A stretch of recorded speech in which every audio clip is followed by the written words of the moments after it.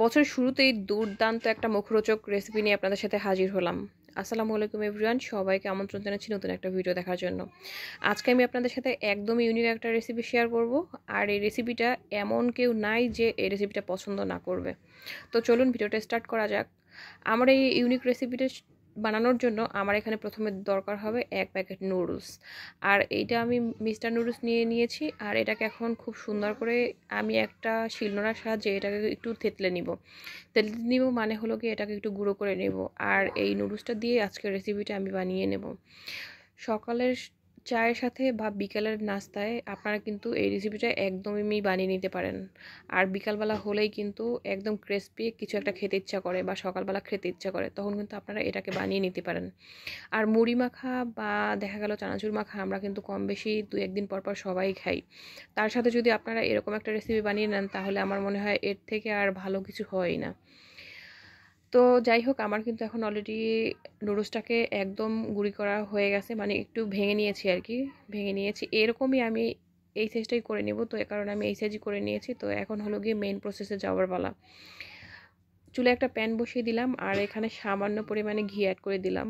আর ঘি না দিলে এর পরিবর্তে তেল দিলেও হবে। আর আমি এখানে ঘিটা ব্যবহার করেছি, সুন্দর একটা গন্ধ বের হবে আর খেতেও ভালো লাগবে, এ কারণে আমি চুলায় সামান্য পরিমাণে ঘি দিয়ে ঘিটা যখন গরম হয়ে আসবে দেন আমি ওই যে গুঁড়ো করা যে নুডলসটা ছিল তো সেটাকে অ্যাড করে দেব।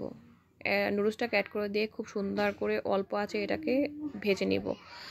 আর এই পর্যায়ে এটাকে খুব সুন্দরভাবে নেড়েচেড়ে ভাজতে হবে যেন এক পাশটা কোনোভাবেই পোড়া না লেগে যায়, তাহলে আবার তেতো লাগবে। এ পর্যায়ে কিন্তু খুবই সাবধানতা অবলম্বন করতে হবে, বারবার করে নাড়তে হবে। যখন আমার নুডলসটার কালারটা একদমই ব্রাউন হয়ে যাবে দেন আমি এটাকে চুলা থেকে নামিয়ে নেব। চুলা থেকে নামিয়ে নেওয়ার পরে আমার হলো মেইন প্রসেসে যাবার পালা। আমি এখানে একটা বল নিয়ে নিলাম আর এখানে সামান্য পরিমাণে মরিচ কুচি আর সামান্য পরিমাণে পেঁয়াজ কুচি নিয়ে নিলাম।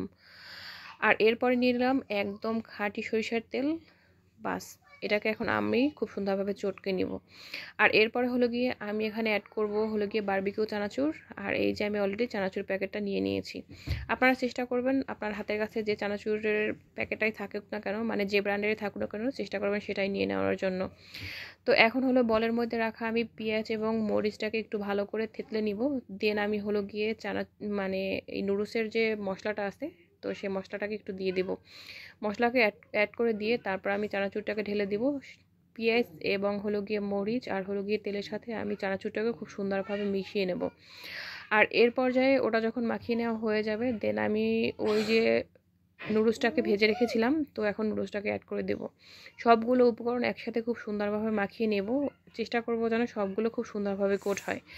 এটা যখন খুব সুন্দরভাবে মাখিয়ে নেওয়া হয়ে যাবে দেন আমি এখানে টমেটো কুচি অ্যাড করে দিব। টমেটো কুচিটাকেও একটু সময় মাখিয়ে নেওয়ার পরে দেন আমি ধনিয়া পাতা কুচিটাকে অ্যাড করে দিব। এখন হলো গিয়ে সমস্ত উপকরণগুলোকে খুব সুন্দরভাবে মাখিয়ে নেব। দেখেন একেবারে হাতের কাছে যে উপকরণগুলো ছিল তা দিয়ে কিন্তু আমার একটা দুর্দান্ত একটা রেসিপি হয়ে গেল। একদম ঘরোয়া উপকরণে সিম্পল ওয়েতে আপনারা কিন্তু এরকম এর মুখরোচক এই রেসিপিটা বানিয়ে নিতে পারেন। এটা এতটাই ক্রিসপি হয় যা ভাষায় প্রকাশ করার মতো না। হাতের কাছে যদি নুডলস থেকে থাকে তাহলে কিন্তু অবশ্যই এই রেসিপিটা বানিয়ে নিতে পারেন। মন ভরবে, বিকালটাও চাঙ্গা হয়ে যাবে আর চাটাও জমজমাট হয়ে যাবে যে কোনো হলো গিয়ে বন্ধুবান্ধবের আড্ডা। একদমই প্রাণবন্ত এই রেসিপিটা। এখনও যারা ট্রাই করেনি অবশ্যই ট্রাই করতে কিন্তু ভুলবেন না। আর হ্যাঁ, অবশ্যই ভিডিওটা দেখার পরে জানাতে কিন্তু ভুলবেন না রেসিপিটা কেমন লাগলো। আল্লাহ হাফেজ।